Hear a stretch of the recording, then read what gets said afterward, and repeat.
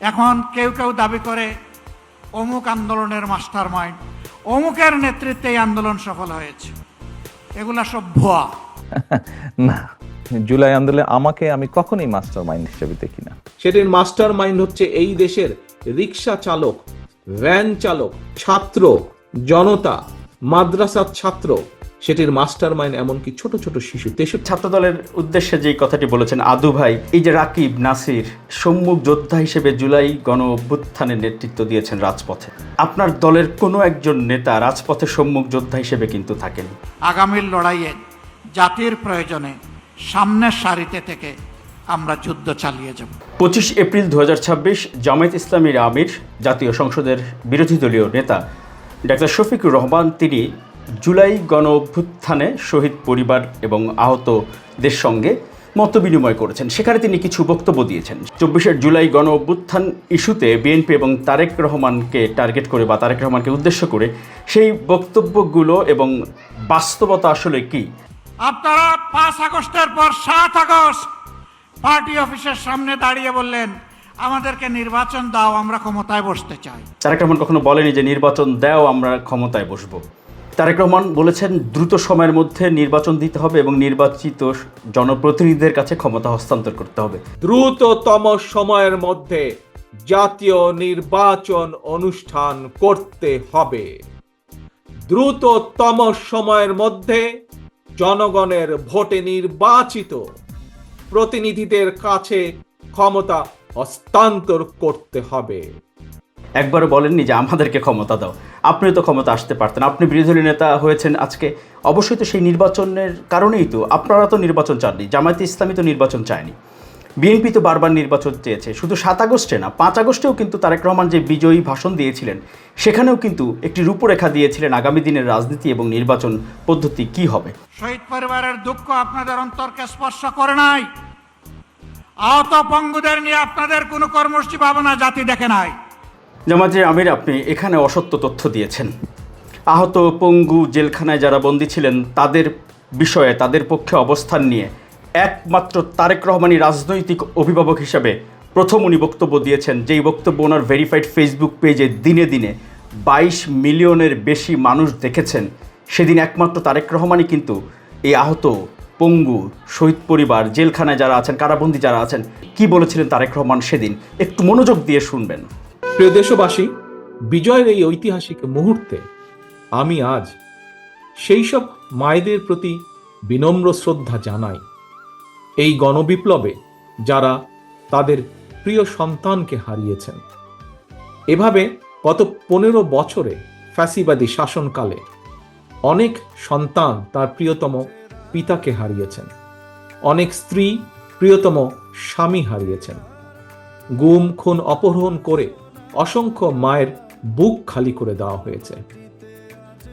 আপনাদের সন্তানের শহীদ মৃত্যু, স্বজনদের ত্যাগ, তিতিক্ষায় 2024 সালের 5ই আগস্ট প্রিয় বাংলাদেশ আরেকটি বিজয় দেখেছে। জনতার ঐতিহাসিক বিপ্লব সফল করতে গিয়ে অসংখ্য ছাত্র জনতা আহত হয়েছেন। বাসায়, হাসপাতালে কিংবা ক্লিনিকে চিকিৎসাধীন যন্ত্রণাবিদ্ধ সময়ে সমস্ত ভালোবাসা নিয়ে আপনাদের পাশে আজ সারা বাংলাদেশ। খুনি হাসিনার বিরুদ্ধে আন্দোলন করতে গিয়ে অসংখ্য মানুষ মিথ্যে মামলা ও রাজনৈতিক উদ্দেশ্য প্রণোদিত মামলায় গ্রেফতারের শিকার হয়েছেন, কারাগারে নিক্ষিপ্ত হয়েছেন। আমি অবিলম্বে তাদের বিরুদ্ধে দায় করা সকল মামলা প্রত্যাহার এবং তাদের কারামুক্তির দাবি জানাচ্ছি। একই সঙ্গে ছাত্রছাত্রীরা যাতে আবার স্বাভাবিকভাবে হলে, হোস্টেলে, ক্লাসে ফিরতে পারেন এবং পরীক্ষায় অংশ নিতে পারেন, আশা করি সেই পদক্ষেপ দ্রুত গ্রহণ করা হবে। ওই সময় 2 লাখ 1 লাখ টাকার চেয়ে এই শহীদ পরিবারগুলোর, আহত পরিবারগুলোর, শহীদদের মায়েদের কাছে পুরো বাংলাদেশের শক্তি, সাহস যে তাদের পক্ষে আছে, এইটা বড় জরুরি। এই জুলাই না হলে এই মায়েদের, এই বাবাদের, এই ভাইদের, এই বোনদের সন্তান, স্বামী, ভাই, বোন, জীবন না দিলে আজকে ক্ষমতার তক আপনারা এনজয় করতে পারতেন না। একইভাবে তো জামায়াতে ইসলামও যদি এই জুলাই গণঅভ্যুত্থান না হতো তাহলে তো জামায়াতে ইসলামও তো আজকে রাজনীতিতে আসতে পারতেন না। বিরোধী দলীয় নেতা হিসেবেও তো আপনি নিশ্চয়ই এই বিরোধী দলীয় নেতার আসনে আপনি বসতে পারতেন না। সেক্ষেত্রে তো জামায়াতে ইসলামী সবচেয়ে বেশি তো সুবিধাভোগী বা উপকারভোগী জুলাই গণঅভ্যুত্থানে, এটি তো নিশ্চয়ই স্বীকার করবেন, এটি তর্কের বিষয় না। বিএনপি তো কখনো অস্বীকার করেনি যে জুলাই গণঅভ্যুত্থানের কোনো সুফল তারা পাননি বা সুফল তারা ভোগ করছেন না, এটি তো কখনো বলেননি। বরঞ্চ তারেক রহমান সব সময় তার বক্তব্যে রাজনীতি বা আজকে স্বাভাবিক পরিবেশ সেটি তো বলেছেন, এটি তো নিশ্চয়ই সবারই জানা।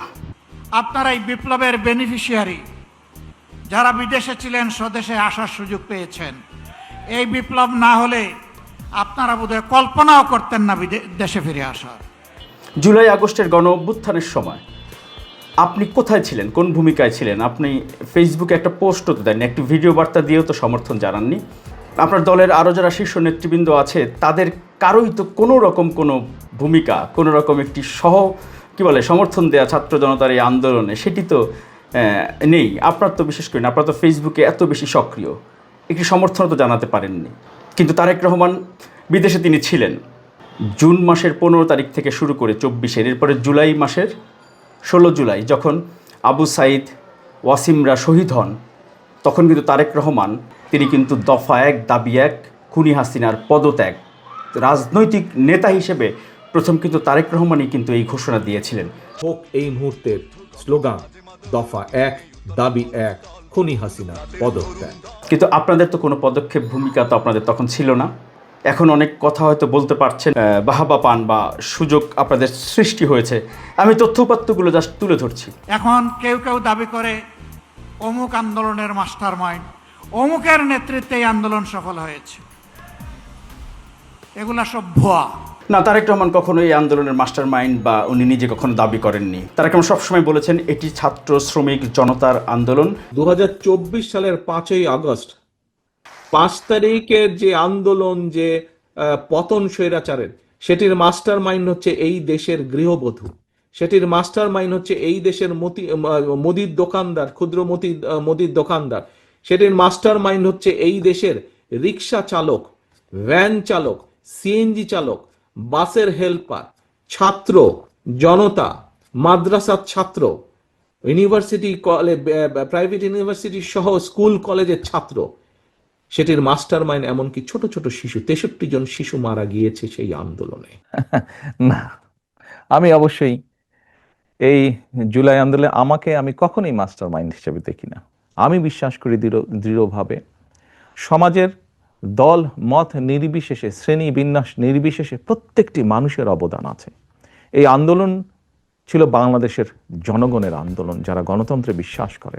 কিন্তু আপনারা যখন একেবারে তারেক রহমান এবং তার দলকে তুচ্ছ তাচ্ছিল্য করতে চান জুলাই আগস্টের, তখন তো আসলে তার দলের নেতৃবৃন্দ তো তথ্য প্রমাণ সহ কিছু সামনে হাজির করবে, এটি তো স্বাভাবিক। আপামর ছাত্র সমাজ জীবন বাজি রেখে তখন ঝাঁপিয়ে পড়েছিল। শ্রমিকরা পাশে দাঁড়িয়েছিল, মারা রাস্তায় নেমে এসেছিল, স্ত্রী তার স্বামীকে পানি এগিয়ে দিয়েছিল, সন্তান কুলে নিয়ে মা রাস্তায় নেমে এসেছিলেন। এই দিনগুলো ভুলে যাবেন না।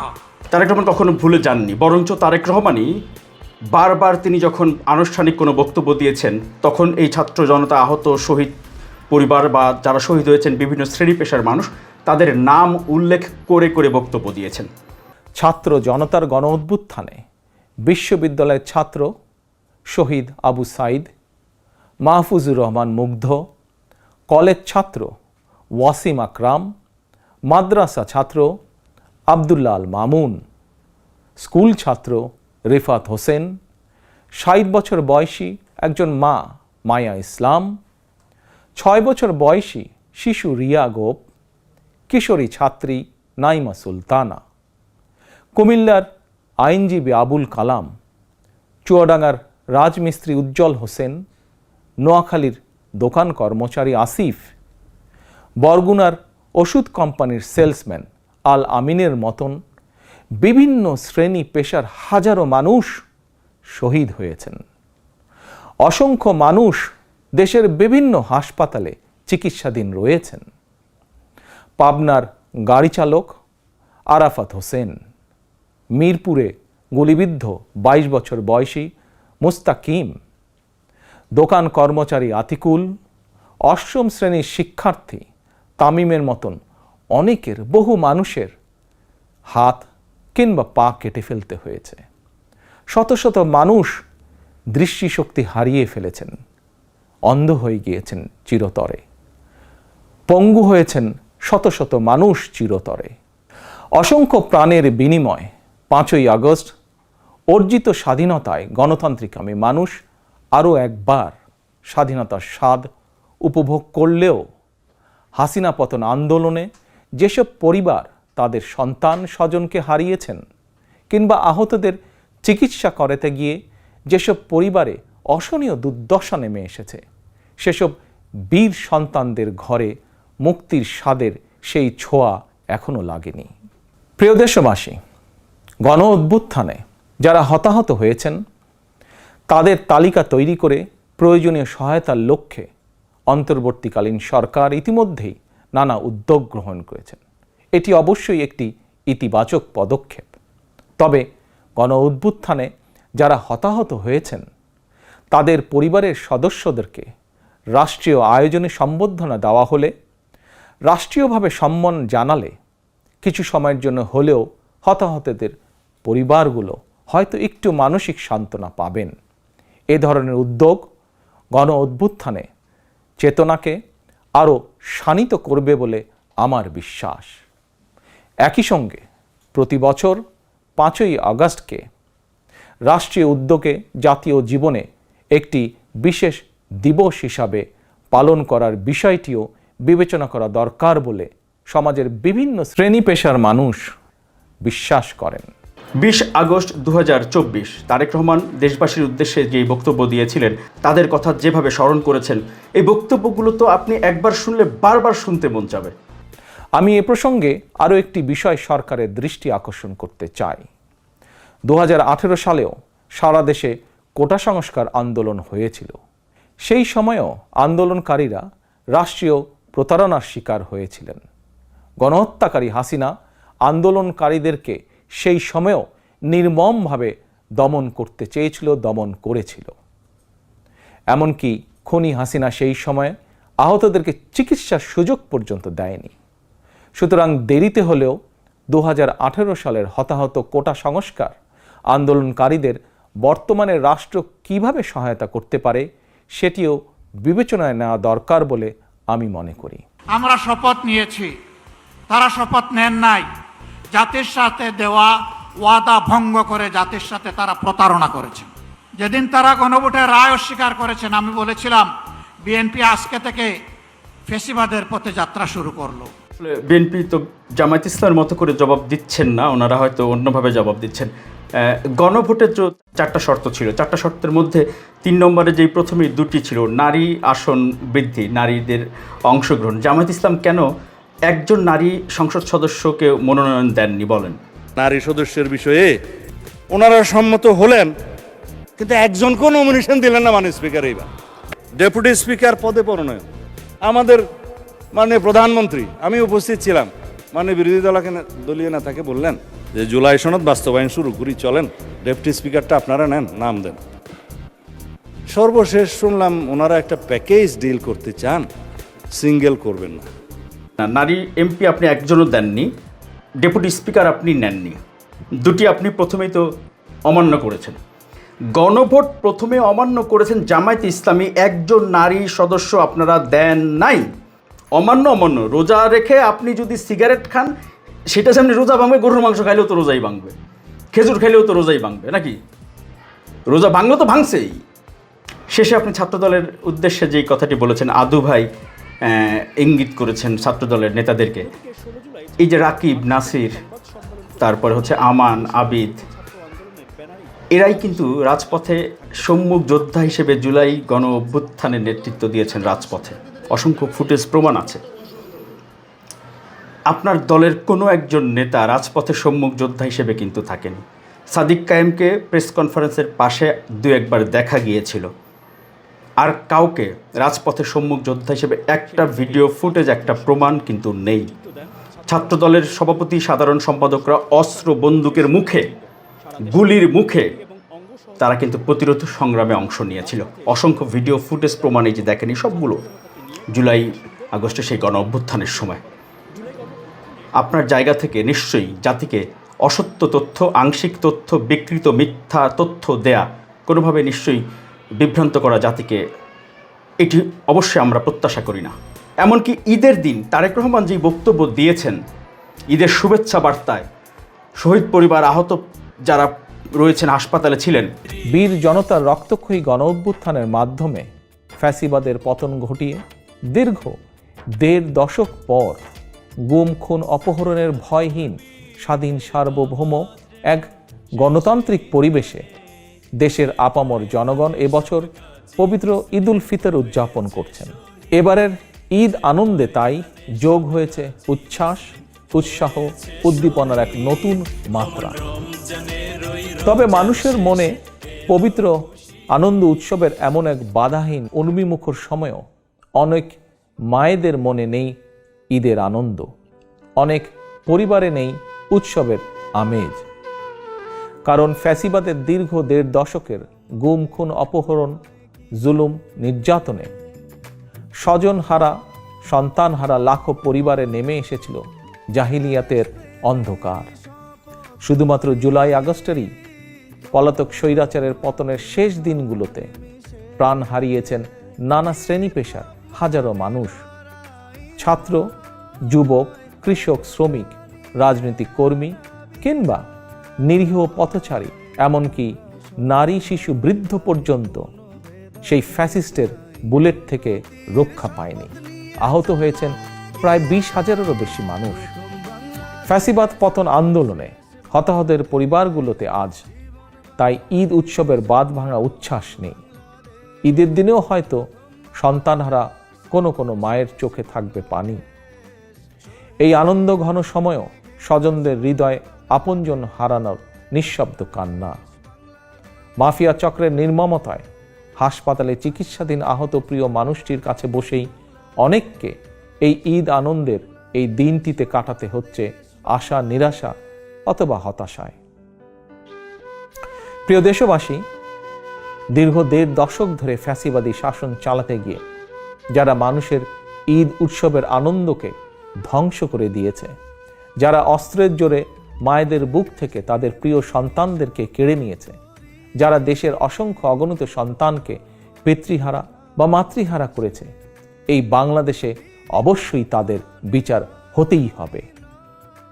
যে কোনো মূল্যে পলাতক স্বৈরাচার আর তাদের দোসরদের বিচারের মুখোমুখি করার মাধ্যমে দেশে আইন ও ন্যায়ের শাসন প্রতিষ্ঠা করে সন্তানহারা মায়েদের মনে, স্বজনহারা শোক সন্তপ্ত পরিবারে একটু হলেও সান্ত্বনার বার্তা দেওয়া হবে। এবারের ঈদে এটাই হোক আমাদের অঙ্গীকার, আমাদের শপথ। ভেতর থেকে ওন না করলে, ধারণ না করলে এটা বলা সম্ভব না। তারেক রহমানের যে বক্তব্য, ৫ আগস্টের ২ দফা বক্তব্য, এরপরে ২০ আগস্টের যেই বক্তব্য, ঈদের যেই শুভেচ্ছা বার্তা, ১ সেপ্টেম্বরের যে বক্তব্য ২০২৪-এর, এই বক্তব্যগুলো তো বারবার শুনতে মন চায়। আমি যে কতবার শুনেছি, বিএনপি এলারা শুনে না এটা ঠিক আছে, কিন্তু আপনি জামায়াত ইসলামের আমির তারেক রহমানের প্রত্যেকটা বক্তব্য যে নিয়মিত শোনেন, তার প্রমাণ হচ্ছে আপনার অসংখ্য বক্তব্যের মধ্যে তারেক রহমানের যে পরিকল্পনাগুলো, সেগুলো আপনি হয়তো একটু বাক্যটা আগাপিছা করে আপনি কিন্তু সেগুলো বলেছেন অসংখ্যবার। এগুলো আমরা আমার কাছে অন্তপক্ষে পর্যবেক্ষণে। জুলাই গণ অভ্যুত্থানের শহীদ পরিবার এবং জুলাই যোদ্ধাদের কল্যাণ ও পুনর্বাসন বিল ২০২৬ সর্বসম্মতিক্রমে পাশ হলো। জুলাই যোদ্ধা যারা, তাদের দায় মুক্তি দেয়া, তাদের নিরাপত্তা দেয়া, তাদের সুরক্ষা দেয়া, তাদের স্বীকৃতি দেয়া, তাদের দেখাশোনা দায়িত্ব, সহযোগিতা, তাদের ভবিষ্যৎ নিশ্চিত করার পুরো দায়িত্ব তারেক রহমানের সরকার নিয়েছে। সেই আইন প্রথমেই কিন্তু সংসদে পাশ হয়েছে, এটি নিয়ে কিন্তু কেউ কোনো কথা বলছেন না। এখন ৫ আগস্টের পরের গণমাধ্যম যদি সাংবাদিকতা সেই ট্রেডিশনাল সাংবাদিকতায় ফিরায় আনতে পারি, তাহলে মিরাজ হোসেন গাজী রায় সাংবাদিকতা করবে। মিরাজ হোসেন গাজী রায় সাংবাদিকতা করবে, ট্রেডিশনাল সাংবাদিকতা, কোনো অদৃশ্য শক্তির প্রভাবের কোনো সাংবাদিকতা না। আমি তথ্য উপাত্ত তুলে ধরলাম, কোনো মন্তব্য বা নিজের মতামত বা নিজের কোনো চাপিয়ে দেওয়া মত এটা কিন্তু দেইনি। আপনারা তথ্যের উপর নির্ভর করে আপনাদের মন্তব্য থাকবে। আপাতত বিদায় নিচ্ছি। আল্লাহ হাফেজ। আপনারা দেখছেন ওপেন মিডিয়া সেল।